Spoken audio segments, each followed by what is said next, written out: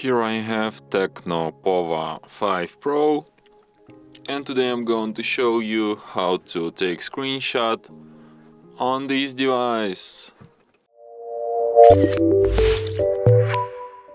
So to do this, firstly you should open screen which you want to capture, could be home screen for me, and then just press combination of keys, power key plus volume down at the same time like this,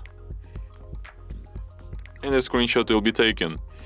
So let me show you once again, power key, volume down, and let's get it. So when you're done taking screenshots, you can find them in gallery. Just tap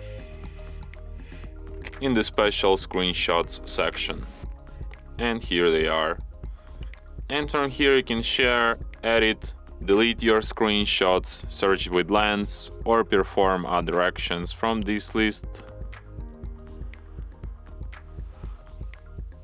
And that's it. Thanks for watching. If you find this tutorial useful, don't forget to hit that like button and subscribe to our channel.